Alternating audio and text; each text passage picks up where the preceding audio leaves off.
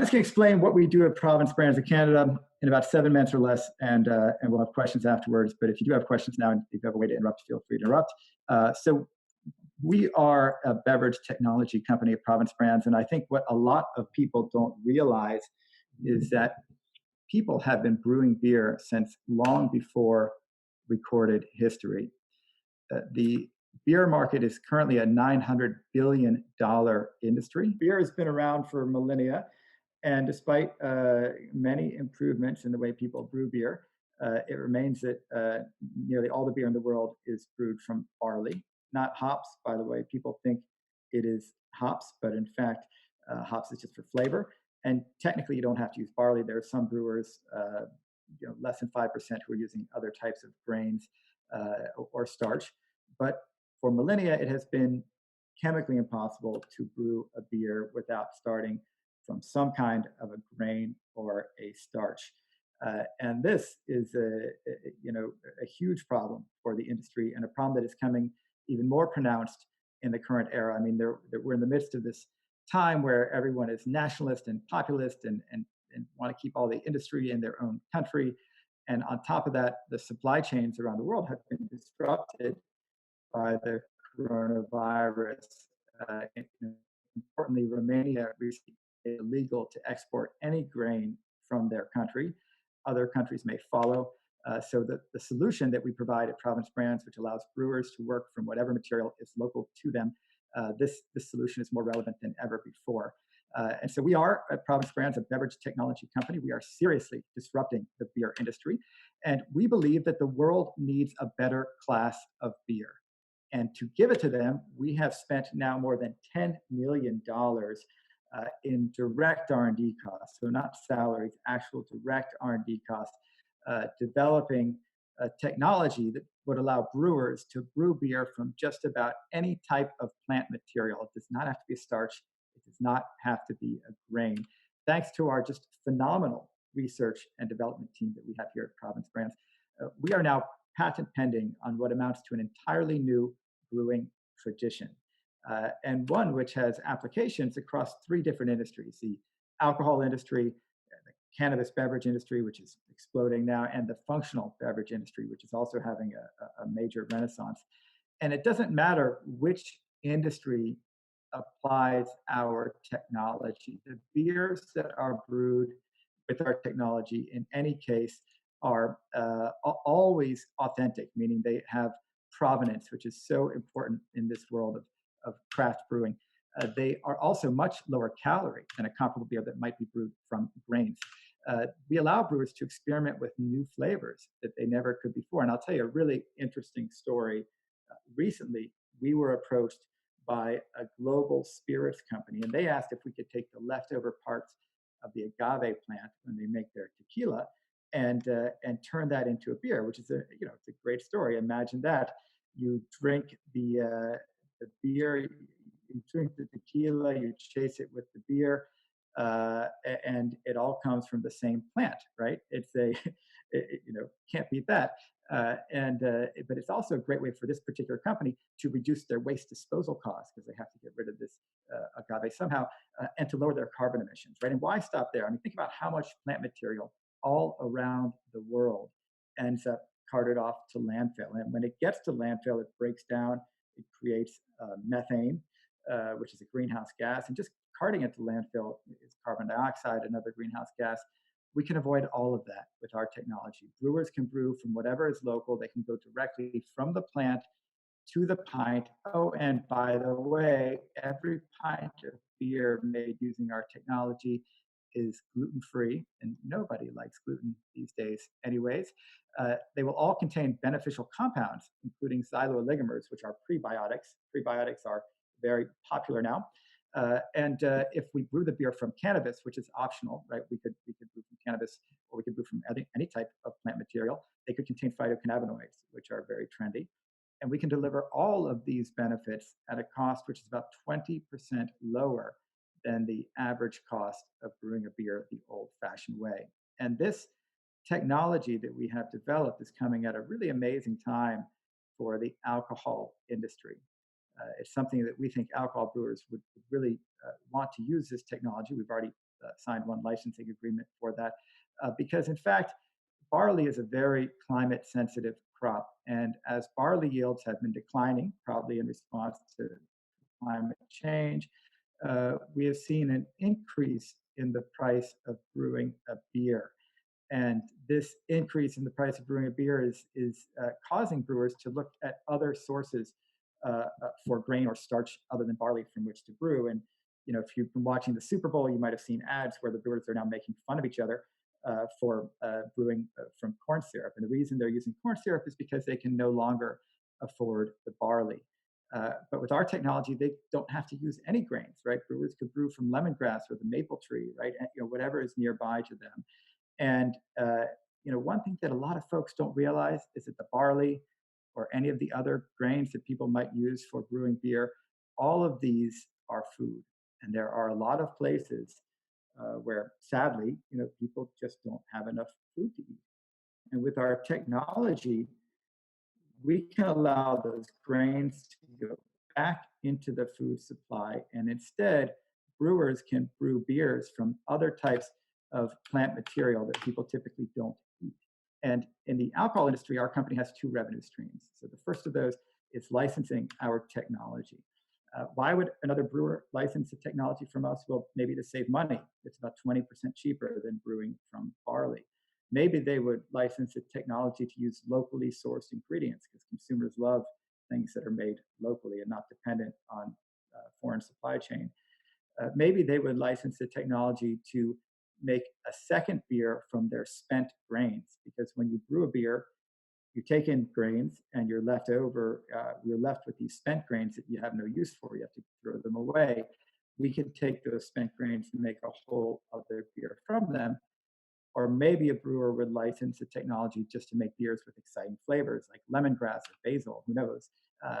And so we've already signed one LOI to license our technology. There's others in the works.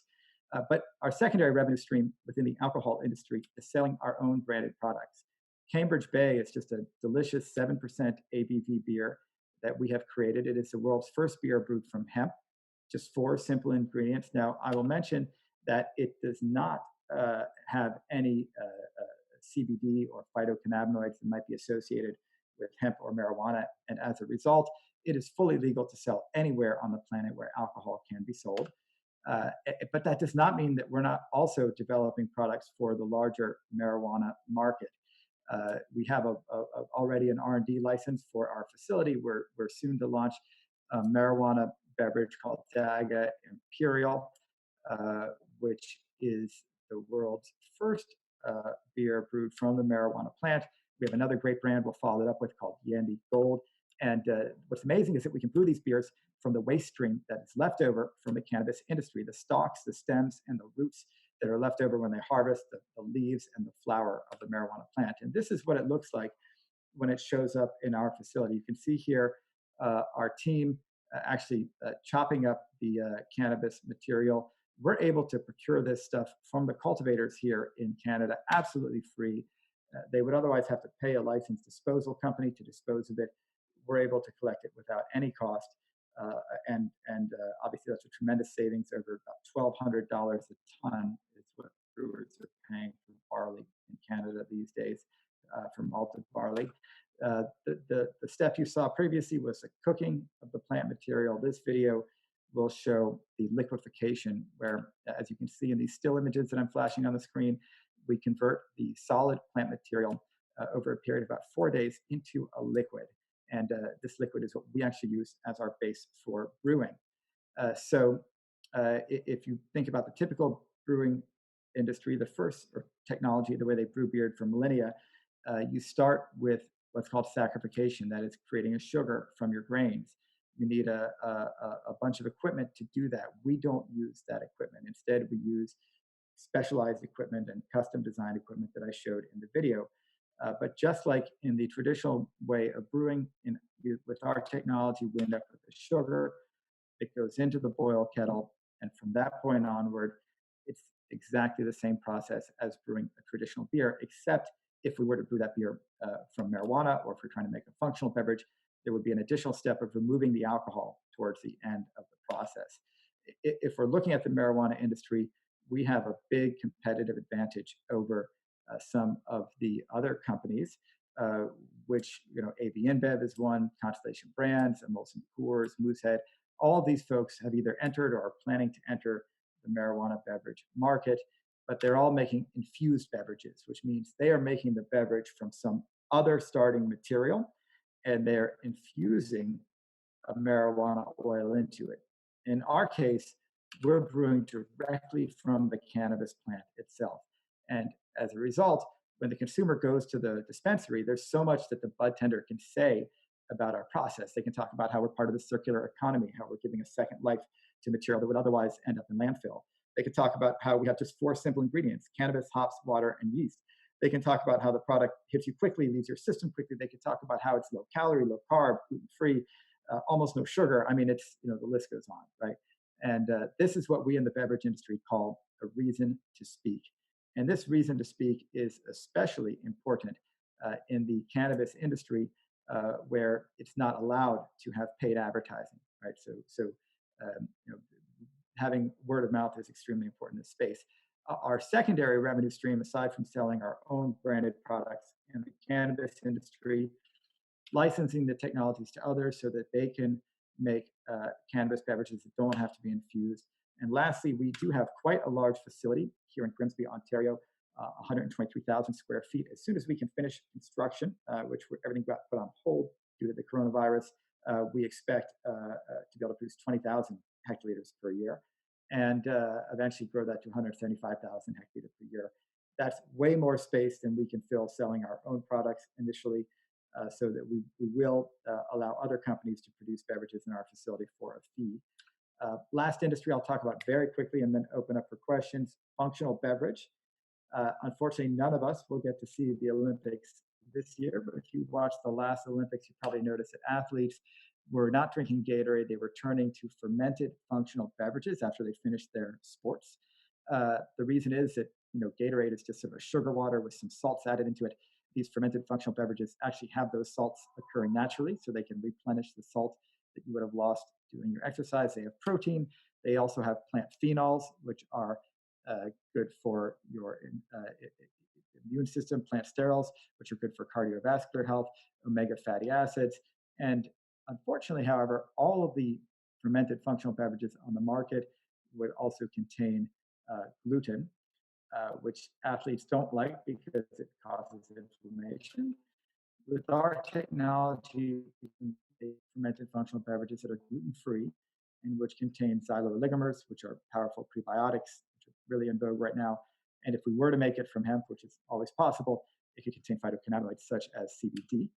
We are not launching our own fermented functional beverages under our own brand, but we are licensing the technology to others so that they can make fermented functional beverages that perform very favorably compared to the competition that's out on the market right now.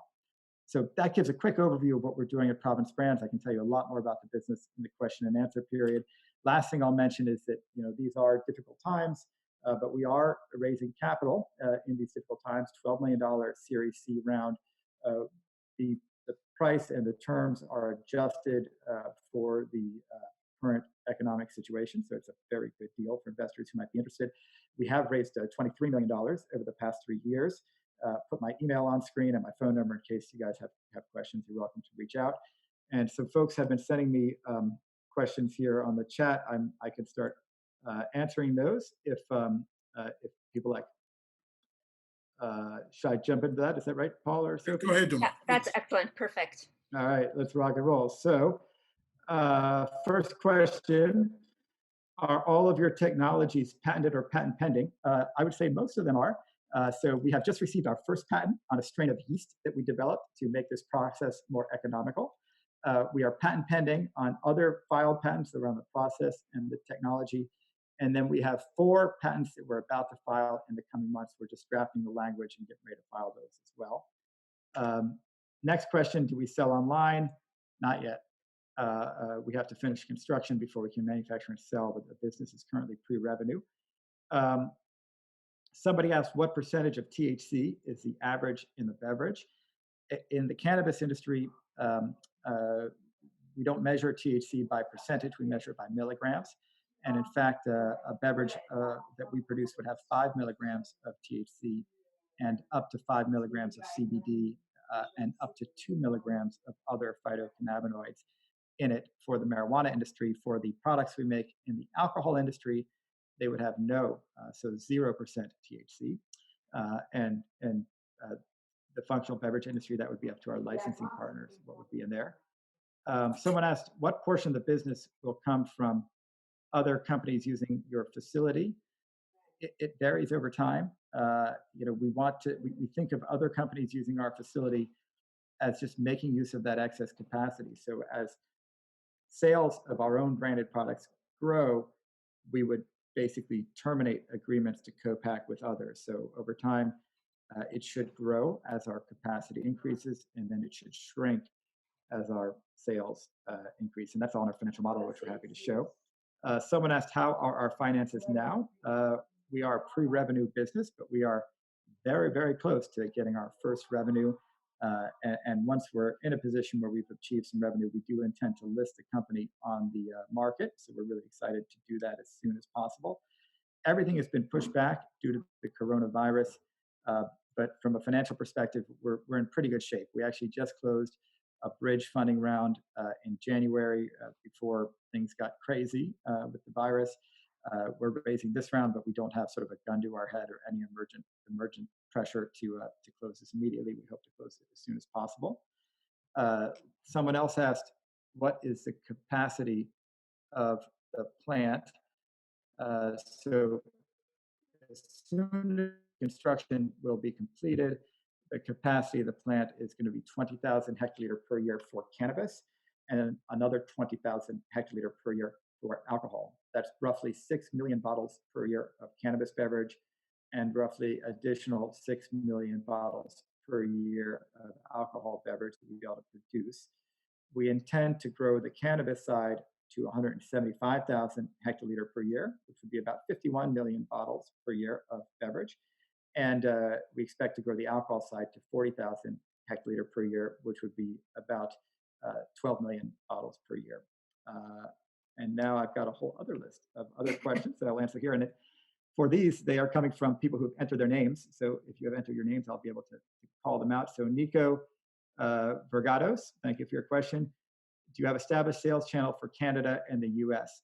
Right now, we haven't announced this yet, but it is not confidential. So I'm happy to share with you guys that we were very fortunate and able to secure a distribution agreement with Southern Glazer's Wine and Spirits, which is the largest distributor of alcohol in the United States and the largest distributor of cannabis in Canada.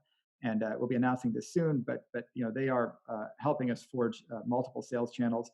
We've also had the product approved in Ontario by, on the alcohol side, the LCBO, and on the cannabis side, the OCS. And we are pursuing additional approvals in different jurisdictions as well.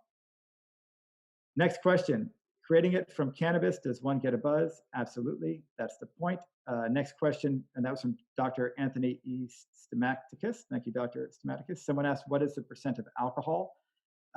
With our technology, you can make any percent of alcohol that you'd like. Some of them could be alcohol-free, but the first beverage that we are launching under our own brand name is 7% alcohol. The reason is that the reviewers, the sort of beer snobs, seem to give higher grades to higher ABV alcohol. And we wanted to get a lot of buzz when we launch this, but we will soon follow that up with a more commercial 4% ABV beer, and we expect that to be the main seller on the alcohol side. Also from Dr. Anthony Stamatakis, this technology can make medicine according to what he says. Sure, it could be used for medicine, it could be used for anything. Also, another question from Dr. Anthony Stamatakis, what is the percent waste from the materials they use? So it is up to the brewer how much waste they want to use and how much grain or barley they want to use. They could use 100% waste material, and that would probably cost them nothing. Or they could use 10%, 15%, 50%. That would be a choice they make. For the beverages we make, we're using 100% waste material, right? We don't like to pay for materials, and we like the idea that it's better for the environment if this waste does not go into the landfill, and it's cheaper too. Somebody asked, how much money do we need, and what is the ROI? Well, we are raising $12 million The return on investment, differs basically on how you invest and when you invest. But from the ROI for the company is easy to calculate. And in our financial model, if I have time, I'll pull up the model. I'm just trying to get to all the questions in the amount of time we have left. Next question: from where will your beer? When will your beer come onto the market? We were ready to launch in July. Unfortunately, with coronavirus, it's pushed back. But I can say that within 3 months of us being able to get our contractors back in there to finish up the construction, we will have product on the market. Someone asked when we will list on the stock market. We're looking at the TSX listing. Can't guarantee a timing, but as soon as we're able to develop some revenues and as soon as the market improves, right now it's a tough time to list. Someone else, John Montalpere, asked, will some beverages contain both alcohol and CBD THC? The answer to that is not in Canada or the United States. And that's not legal in those jurisdictions. Perhaps in some places in Europe, it might be legal to have both alcohol and CBD, but it's really on a market by market basis. So right now in the markets that we're initially targeting, there will be no product that contains both alcohol and THC, or alcohol and CBD, or alcohol and any phytocannabinoid. It would be one or the other. He asked how much is 5 milligrams of THC or 5 milligrams of CBD. It's a pretty nice dose. Some of these beverages have 2.5 milligrams. I think that's a little light. Some have 10. I think that's a little strong. We've done tremendous amount of consumer research, and this is where the consumers sort of what they like the best in terms of their preference for dosage. I think I've answered all the questions that came in. Dooma, I think on our end, you've answered all the questions, unless you got some other ones in your chat, but I think that was great. Thank you so much. Yeah, Dooma, I got one more question for you. Sure. What portion of your business do you think you'll be getting from outside? I mean, other alcoholic beverage companies. And do you white label for them, or do you just package what they want in their name? Right. So it's the revenue streams are coming from two different. I guess there's two different revenue streams from which we would work with alcohol companies. So one of them, where we've already signed 8 LOIs, is alcohol companies that want us to make a marijuana beverage for them in our facility because it's large and licensed and all that. And so those are low margin deals. That percentage varies over time in our model based on how much excess capacity we have in the business. The other way that we work with alcohol companies is licensing our technology to them. So they would have an existing brewery, and we would license the technology, and they would be able to make a beer using our technology in their brewery. And that could be an alcohol beer if they had a marijuana license. It could be a marijuana beer, I suppose. It could be a functional beverage, whatever you want. This is an extremely high margin business, right? Our margins are between 76 and 80% on these licensing deals. We expect for this licensing revenue to over time eventually be about 40% of our company's total revenues. And so we really believe in this licensing model, and we've had just tremendous traction from large breweries. Right now, only one LOI signed, but many others in the works, and we expect a whole slew of licensing agreements, especially, as I mentioned, with the COVID-19 disrupting global supply chain and folks looking for ways to free themselves from international shipment of barley. Less so here in North America, because we grow a lot of the world's barley in North America, but in other countries where they don't grow their own barley, that there's a tremendous interest in being able to brew beer that from material that does not have to be imported internationally right now. There's one more question that was put up there. I don't know if you answered it. What is the stability testing for shelf life of your product? We have a pasteurization system, and we will pasteurize our beer. And so with the pasteurization system, we have at least 6 months, right? And that's where we stop the testing, right? We haven't tested beyond 6 months, but that's as long as any craft beer on the market. It's probably stable longer. There's no real need to test it longer. And that is stability in terms of flavor, but also in terms of the solubility of the phytocannabinoids for the marijuana products, right? And several other companies have issues keeping their phytocannabinoids in solution, which is not a problem that we have. So if the beer is pasteurized, it is as stable as any craft beer on the market that's also pasteurized. Perfect. Sophie, is that about it for the questions? That's all the questions. Thank you so much for everyone who joined. Thank you, Dooma.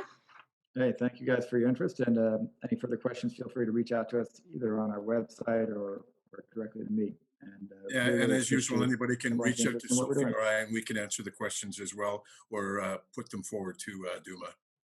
Sounds great. Thank you, folks. One quick last question. Is this type of beer sold anywhere else in the world? I saw that pop up. I didn't know if I was supposed to answer it. So that's a really interesting question. What we have done is completely revolutionary. And the idea of using plant waste, plant material as a starting point to brew a beer, no one has ever been able to achieve anything like this. And it took us quite a lot of R&D to do it. So, there is no beer made from this sort of material on the planet. It is completely revolutionary. However, there are two companies in the world. One of them is called Renmatics, based in Pennsylvania, and another actually in Canada, believe it or not, called Comet Bioscience.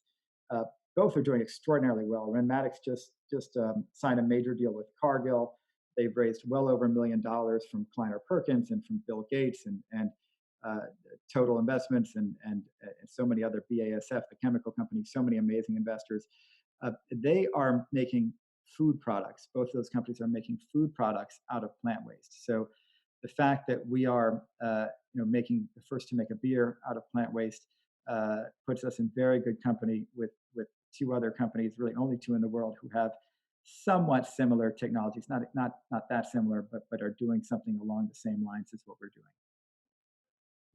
All right, perfect. Well, thank you so much, Dooma. This is truly interesting, and hopefully you can get things up and running once this virus situation and they open up the economies and get things restarted and get your. Oh yeah, we can't wait to start. I think a lot of people are going to need our beers after this pandemic winds down. So exactly. We'll be sure to get them out there. We'll get some pre-orders starting on right now. How's that? All right, that's great. Thanks so much, guys. Really appreciate it. Appreciate it very much. We'll be in touch. Thanks. Yep. Thanks. Take care, man.